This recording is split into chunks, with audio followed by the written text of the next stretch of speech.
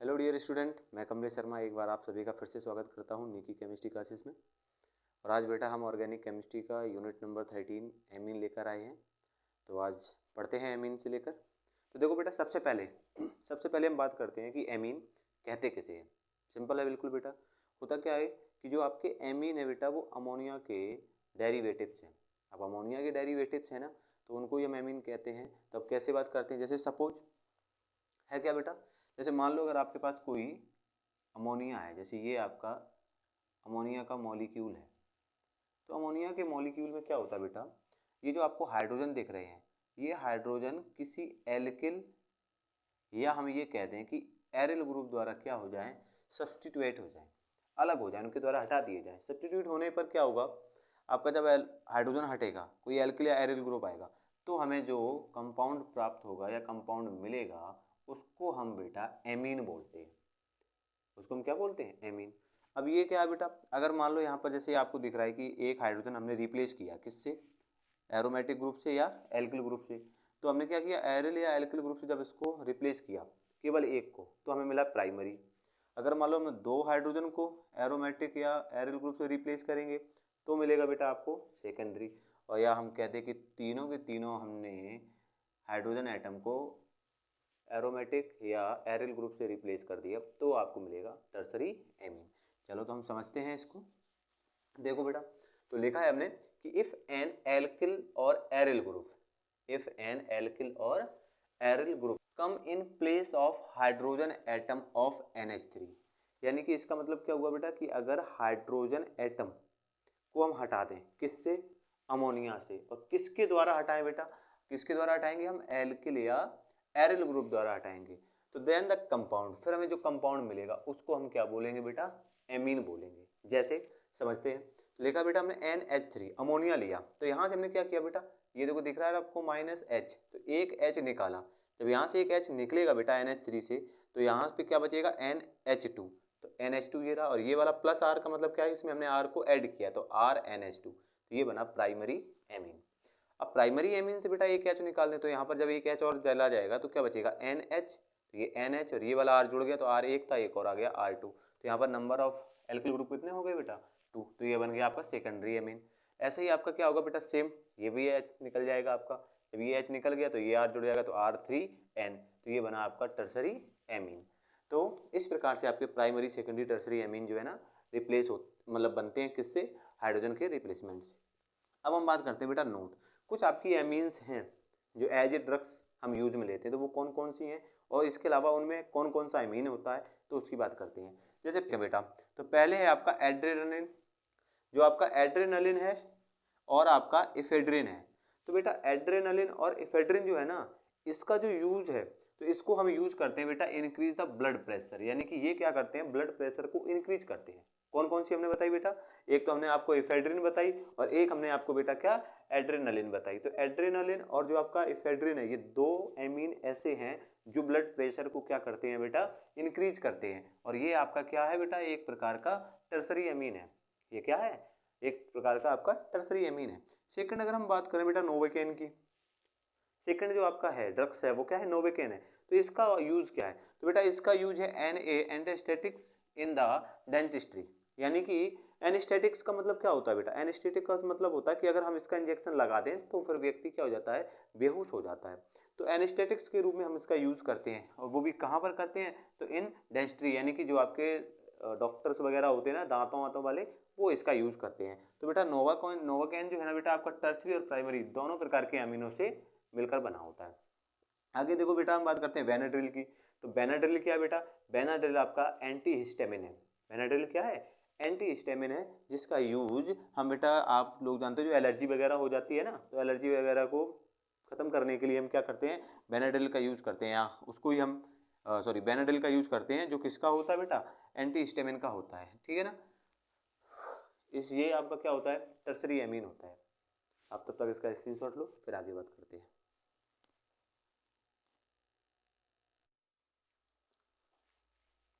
इसके साथ ही देखो बेटे, अब हम बात करते हैं जो आपका एमीन है इसके टाइप्स का, इसका क्लासिफिकेशन कैसे किया जाता है। तो बेटा हम देखते हैं क्लासिफिकेशन ऑफ एमाइन। तो क्लासिफिकेशन की अगर हम बात करें तो क्या होता है बेटा, ये जो क्लासिफिकेशन है वो है किसके बेस पर, on the basis of number of alkyl और aryl group attach to the carbon atom of ammonia. यानी कि जो आपका बेटा अमोनिया होता है ना, तो अमोनिया के नाइट्रोजन एटम पर जो आपके एल्किल और एरिल ग्रुप अटैच्ड होते हैं उनके नंबर के बेस पर हमने क्या किया है, इसका क्लासिफिकेशन पढ़ा है। तो उसके बेस पर हम देखते हैं तो आपका जो एमाइन है बेटा वो 3 टाइप्स का डिवाइड किया गया है, 3 टाइप्स में उसको हम पढ़ेंगे। तो पहला जो इसका टाइप्स है बेटा वो है प्राइमरी एमाइन।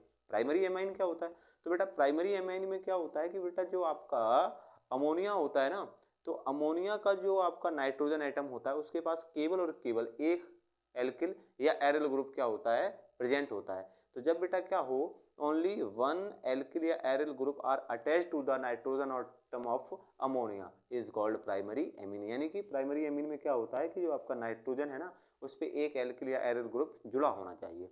देखो जैसे हम बात करते हैं प्राइमरी एमीन की, तो ओनली वन एल्किल और aryl groups attached to the nitrogen atom of ammonia.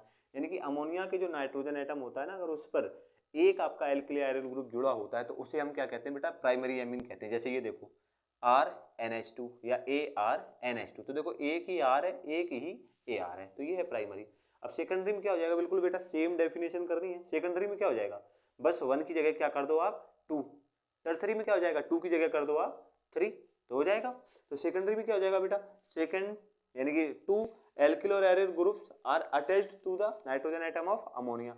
जैसे एग्जांपल बेटा RNHR, ARNHAR या RNHR। यहाँ पर देखो एक एल्किल और एक एरिल है, लेकिन कितने हैं, कितने, 2 ही है ना टोटल। अब देखो बेटा अब यहाँ पर ये देखो R और R सेम दिख रहे होंगे, AR सेम दिख रहे होंगे, लेकिन ये क्या है आपके डिफरेंट है। यहाँ पर ये भी डिफरेंट हो सकते हैं, सेम भी हो सकते हैं, डिफरेंट भी हो सकते हैं। क्लियर है कि नहीं। तो बेटा ये R सेम है या डिफरेंट है, इस बेस पर अगर हम देखते हैं तो क्या हुआ है बेटा, जो आपका सेकेंडरी एमाइन है इसको वापस क्लासिफाइड किया गया है 2 पार्ट्स में। तो इसका जो 2 पार्ट्स में क्लासिफाइड किया गया वो कौन कौन से हैं, अगर हम बात करें तो पहला है बेटा सिमेट्रिकल, जिसको हम सिंपल एमीन के नाम से भी जानते हैं, और दूसरा एसिमेट्रिकल जिसको हम मिक्स एमीन के भी नाम से जानते हैं। तो आप चलो उनको देखते हैं। तो बेटा सिमेट्रिकल या सिंपल एमीन क्या होता है या सिमेट्रिक एमीन क्या होता है, तो बेटा होता क्या है कि सेम टाइप ऑफ एल्किल और एरिल ग्रुप, सेम टाइप का मतलब है एक, तो सेम टाइप एल्किल और aryl group attach to it. यानी कि जैसे ये आप देख रहे हो ना सेकेंडरी एमीन में, तो सेकेंडरी एमीन में क्या होता है बेटा, सेकेंडरी एमीन में सेम टाइप के अगर आपके एल्किल या एरिल ग्रुप जुड़े हैं तो उन्हें हम क्या कहते हैं, सिमेट्रिक या सिंपल एमीन कहते हैं। जैसे RNHR या ये लिखा है ARNHAR, तो बेटा देखो यहाँ R और R डैश ये इक्वल है, सेम टाइप से है, ये RAR ये भी सेम है।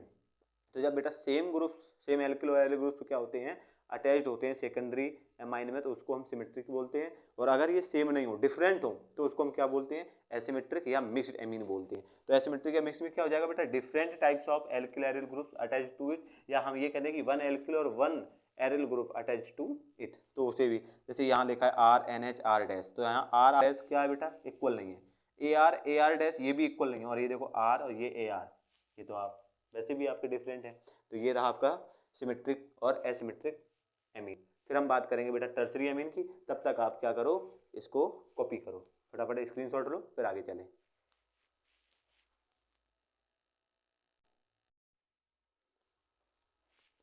अब देखते हैं बेटा टर्सरी एमीन। अब टर्सरी एमीन किसे कहते हैं, वही सेम है डेफिनेशन।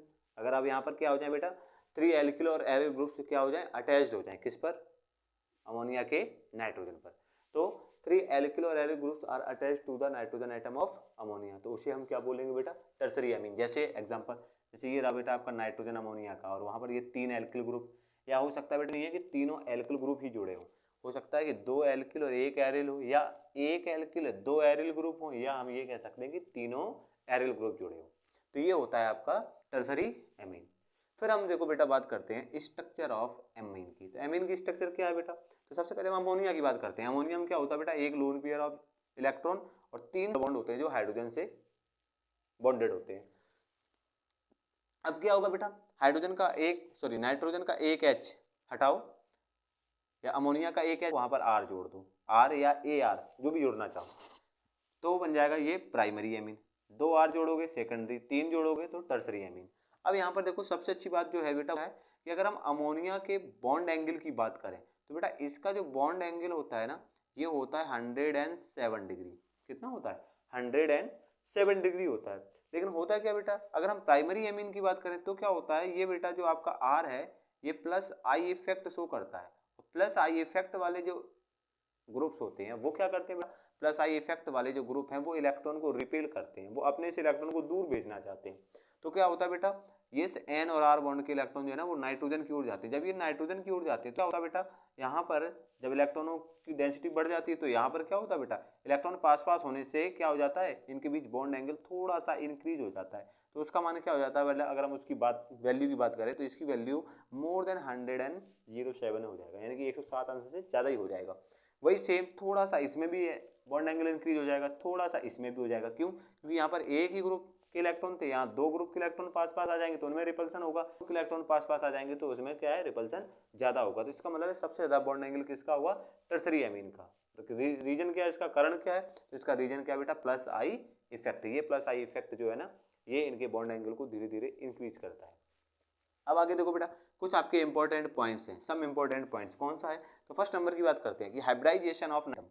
अगर ये जो आपको दिख रहे हैं ना, जो एमीन्स दिख रही हैं, तो एमीन्स का जो नाइट्रोजन एटम होता है बेटा उसका हाइब्रिडाइजेशन क्या होता है, sp3। क्या होता है, sp3। और इसकी ज्योमेट्री कैसी होती है, ज्योमेट्री होती है बेटा पिरामिड।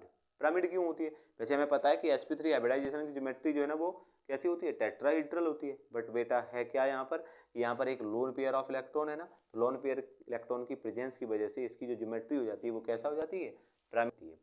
सेकंड पॉइंट की बात करते हैं इसके बॉन्ड लेंथ की। अब बॉन्ड लेंथ किसकी, पहले हम बॉन्ड लेंथ बात करते हैं बेटा। यहाँ पर जो आपका नाइट्रोजन है इसकी और जो एल्किल ग्रुप में छिपा हुआ जो आपका कार्बन दिखाया नहीं आपको, उनके बीच की अगर बॉन्ड लेंथ की बात करें तो वो होती है बेटा कितनी आपकी 1.47 एंगस्ट्रॉम। कितनी होती है, 1.47 एंगस्ट्रॉम। अगर यही बात बेटा हम, ये तो मान लो एलिफेटिक में थे आर और एन की बात, अगर यही बात हम एरोमेटिक कंपाउंड में करते कि बेटा एरोमेटिक कंपाउंड का जो कार्बन है और नाइट्रोजन है उसकी बॉन्ड लेंथ कितनी होगी, तो बेटा उसकी बॉन्ड लेंथ क्या होती है, थोड़ी सी कम होती है। और वो होती कितनी है, तो वो होती है बेटा 1.4 एंगस्ट्रॉम। अब बात ये आई कि जो एरोमेटिक एमीन्स होते हैं इनकी बॉन्ड लेंथ एलिफेटिक एमीन्स की कंपेयर में थोड़ी सी कम होती है। क्यों, अब ऐसा भाई रीजन क्या है, तो उसके लिए हमने दो रीजन है। एक तो क्या होता है बेटा sp2 हाइब्रिडाइजेशन। कैसे, कि बेटा जहाँ पर ये आर जोड़ा है, अगर हम यहाँ पर एरोमेटिक रिंग जोड़ दें तो एरोमेटिक रिंग का ये जो कार्बन है जिसको मैं सर्किल किया ये बेटा sp2 होता है। अब sp2 हाइब्रिडाइजेशन है, जबकि एल्किल ग्रुप का जो कार्बन था वो था बेटा आपका sp3 था। तो sp2 जो कार्बन होता है ना, तो इसकी जो बॉन्ड लेंथ होती है वो ऑलरेडी क्या होती है बेटा, कम होती है। तो इसलिए sp2 हाइब्रिडाइजेशन आने की वजह से क्या हो जाता है, इसकी जो बॉन्ड एंगल की वैल्यू है वो कम हो जाती है। दूसरा क्या है बेटा, अब जब यहाँ एल्किल ग्रुप की जगह एरिल ग्रुप आप जोड़ोगे तो एरिल ग्रुप क्या करता है बेटा, एरिल ग्रुप आपका रेजोनेंस शो करता है। तो रेजोनेंस शो करता है तो इनमें क्या होता है बेटा, डबल बॉन्ड का नेचर आ जाता है। क्योंकि जब आपकी रेजोनेटिंग स्ट्रक्चर हम बताएंगे तब वहाँ पर बताएंगे कैसे आपका डबल बॉन्ड आया। तो डबल बॉन्डेड नेचर आ जाता है तो क्या होता है बेटा, अब यहाँ पर तो सिंगल बॉन्ड है लेकिन इसके ड्यू टू रेजोनेंस यहाँ डबल बॉन्ड बन जाता है। तो डबल बॉन्ड बनने से भी क्या होता है, इसका जो साइज है या लेंथ है वो क्या हो जाती है, थोड़ी सी कम हो जाती है। तो यही रीजन है बेटा कि जो आपका बॉन्ड लेंथ है ना एलिफेटिक एमीन का और एरोमेटिक एमीन का, उनमें डिफरेंस का ये रीजन रहे। अब आगे आपका बॉन्ड एंगल। अब बॉन्ड एंगल क्या होगा बेटा, अगर बॉन्ड एंगल सीक्वेंस देखें, कम बॉन्ड एंगल होगा NH3 का, इससे ज़्यादा होगा बेटा RNH2 का, उससे ज़्यादा होगा बेटा R2NH का, और सबसे ज़्यादा होगा R3N का। या हम ऐसे कह सकते हैं कि सबसे कम अमोनिया का, फिर प्राइमरी एमीन का, फिर सेकेंडरी एमीन का, और सबसे ज़्यादा किसका होगा, टर्सरी एमीन का। तो ये आप लोग नोट करो या स्क्रीन पर आगे चलते हैं।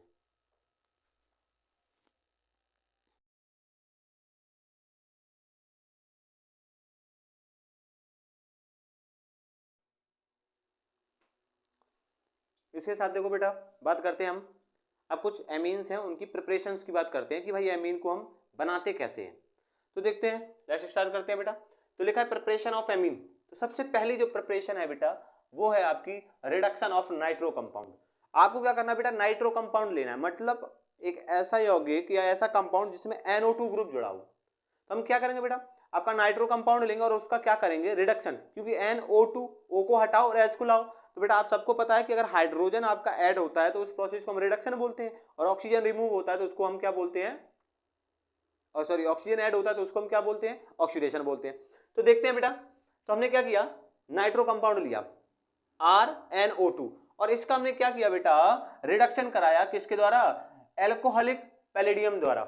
एल्कोहलिक पैलेडियम द्वारा जब इसका रिडक्शन कराएंगे तो क्या होगा बेटा, यहाँ पर हम कितने 4 हाइड्रोजन लेंगे, 2 मॉलिक्यूल्स लेंगे ना, तो 2 और 2 4 हो गए ना, 4 में क्या होगा 2 तो नाइट्रोजन के साथ जुड़ जाएंगे RNH2 करके, इस प्रकार से RNO2 था तो हमने आपके 2H2 लिए और ये एल्कोहलिक PD था, तो यहाँ पर 2 तो ऑक्सीजन के साथ निकल जाएंगे, सॉरी 3 ले लेंगे, 6 लेंगे, तो 4 तो ऑक्सीजन के साथ निकल गए हाइड्रोजन और 2 नाइट्रोजन के साथ जुड़ जाएंगे RNH2, ये बन गया आपका प्राइमरी एमाइन। तो ये लिखा है आपकी वो रिएक्शन RNH2 लिया और यहाँ पर हम बेटा सॉरी 2 नहीं लेकर के कितना लेंगे, 3 मॉलिक्यूल लेंगे हाइड्रोजन के, तो 2 मॉलिक्यूल तो 2 ऑक्सीजन के साथ H2O करके निकल जाएंगे और बेटा इसके अलावा जो 2 मॉलिक्यूल सॉरी 1 मॉलिक्यूल बचा वो नाइट्रोजन के साथ जुड़ करके क्या बनाएगा, प्राइमरी एमाइन।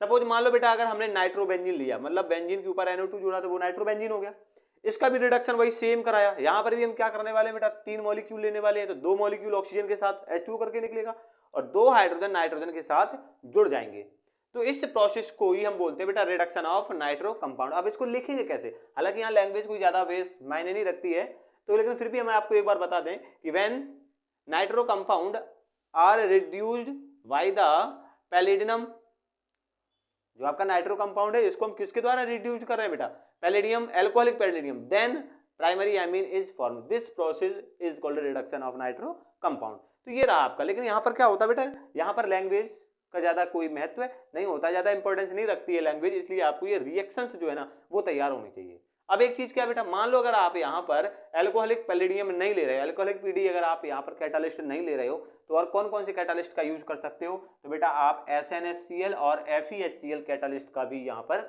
यूज कर सकते हो। तो ये थी आपकी पहली प्रिपरेशन, तो समझ में आई सभी को। चलो नेक्स्ट देखते हैं। नेक्स्ट बेटा आपको रिडक्शन ऑफ नाइट्राइल या हम ये कहते हैं साइनाइड। अब हम नाइट्राइल का या हम इसको ही कहते हैं साइनाइड का क्या करा रहे हैं बेटा, रिडक्शन करा रहे हैं, यानी कि नाइट्राइल और साइनाइड से हम क्या कर रहे हैं, हम एमाइन बनाने वाले हैं। तो हमने क्या किया बेटा RCN, CN में ट्रिपल बॉन्ड होता है तो हमने आपको दिखाया।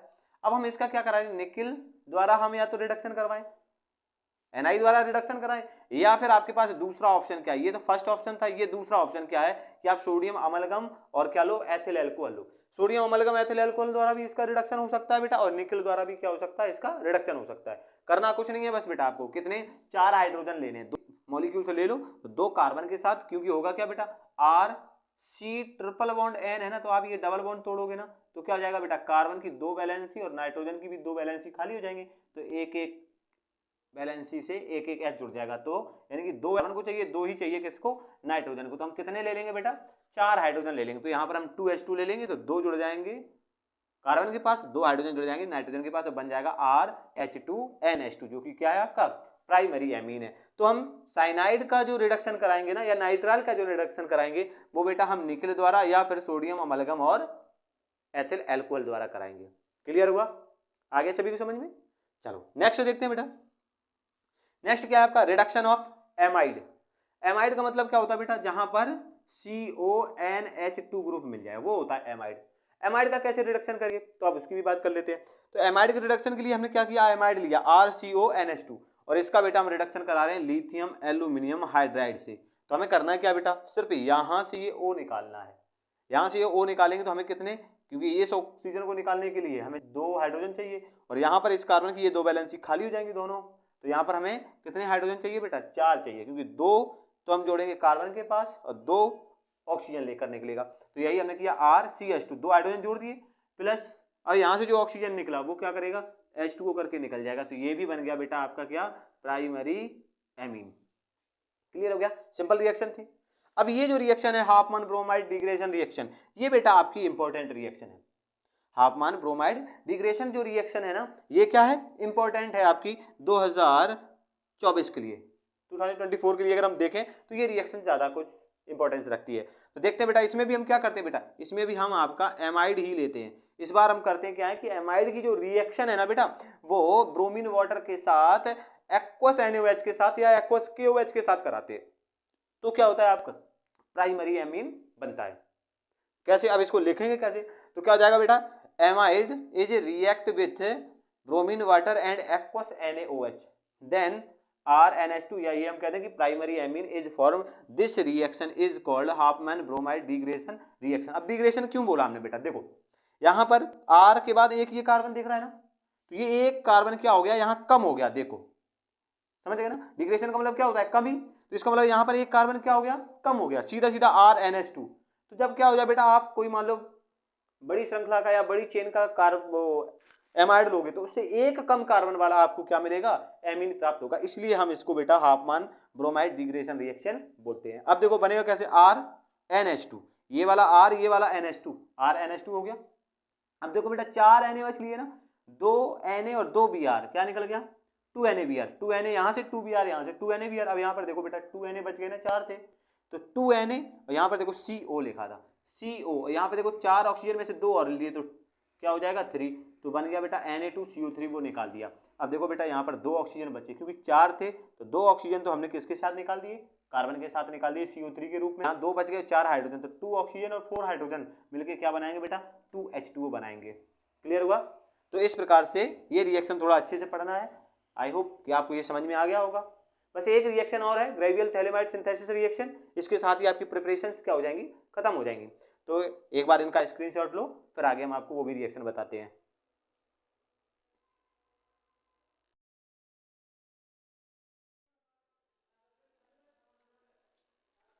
अब देखो बेटा, इसी के साथ हम नेक्स्ट रिएक्शन की बात करते हैं। नेक्स्ट रिएक्शन क्या बेटा, नेक्स्ट रिएक्शन है आपकी गैवियल थैलेमाइड सिंथेसिस प्रोसेस या रिएक्शन। तो अब देखते हैं बेटा गैवियल थैलेमाइड सिंथेसिस रिएक्शंस में क्या होता है। तो इसमें हम क्या करते हैं बेटा, सबसे पहले थैलेमाइड लेते हैं। तो थैलेमाइड क्या होता है, एरोमेटिक रिंग, और इससे जुड़ा हो बेटा CO, C double bond O, और इससे जुड़ा हो बेटा आपका NH। ये है बेटा आपका थैलेमाइड।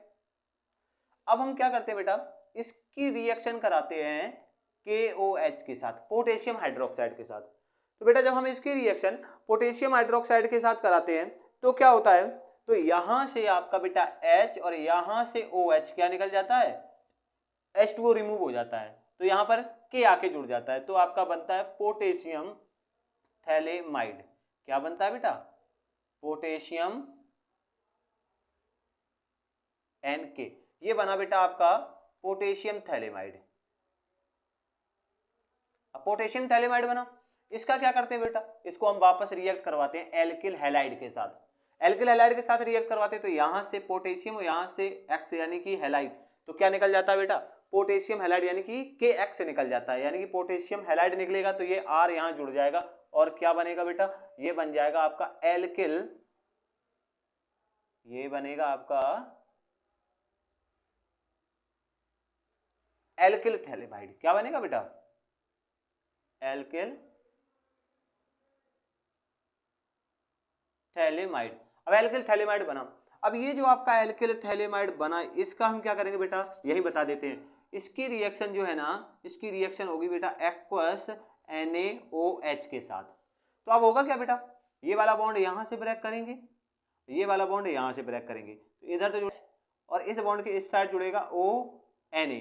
तो इसका मतलब क्या हो जाएगा, जैसे इधर देखते हैं, इधर तो जुड़ गया H और इधर जुड़ा ONA, सेम इधर H और इधर बेटा ONA, तो क्या बनेगा बेटा R, और R से क्या बन गए, 2 नाइट्रोजन, तो RNH2 बना, क्या बना, सॉरी 2 हाइड्रोजन, तो बना आपका RNH2। देखो RNH2, और प्लस में निकला क्या बेटा, प्लस में निकला आपका सोडियम थैलेट यानी कि बेंजीन रिंग, और इस पे C के साथ O और ONA और आ गया, तो COONA, नीचे भी यही आएगा COONA। क्लियर हुआ कि नहीं हुआ। तो ये बना बेटा आपका सोडियम थैलेमाइड, सॉरी ये बना सोडियम थैलेट, और ये बना आपका बेटा क्या, प्राइमरी एमीन। तो ये थी आपकी ग्रेवियल थैलेमाइड सिंथेसिस रिएक्शन। फिर से एक बार देख लेते हैं, फिर आई थिंक आप सबको समझ में आ जाएगी। हमने क्या किया, थैलेमाइड लिया, थैलेमाइड का फॉर्मूला ये रहा, बेंजीन रिंग, फिर CONH, इसकी हमने रिएक्शन कराई बेटा KOH के साथ, पोटेशियम हाइड्रोक्साइड के साथ कराई, तो यहां से H और यहां से OH निकला, तो ये KH की जगह पे आ गया, तो बन गया NK और H2O निकल गया। फिर इसकी क्रिया वापस हमने एल्किल हैलाइड के साथ कराई बेटा, यहां से K और X, KX निकला, ये R जुड़ गया, तो ये RNH यानी कि एल्किल थैलेमाइड बना। अब इसकी रिएक्शन बेटा हमने एक्वस NaOH के साथ कराई, तो ये H तो जुड़ा N के साथ, इसके हमने कितने 2 अणु ले लिए, 2 मॉलिक्यूल्स लिए, तो एक H इसके साथ एक इसके साथ, तो यहाँ पर क्या बचा, अब ONA जुड़ गया कार्बन के साथ, तो यहाँ पर आपका निकला क्या बेटा, सोडियम थैलेमाइड निकल गया, सॉरी सोडियम थैलेट निकल गया, और बना क्या आपका, बना मेरी एमाइन बना। इसके साथ ही बेटा क्या होता है, आपका जो एमाइंस की प्रिपरेशंस है वो खत्म होती हैं। तो आप इसका स्क्रीनशॉट लें।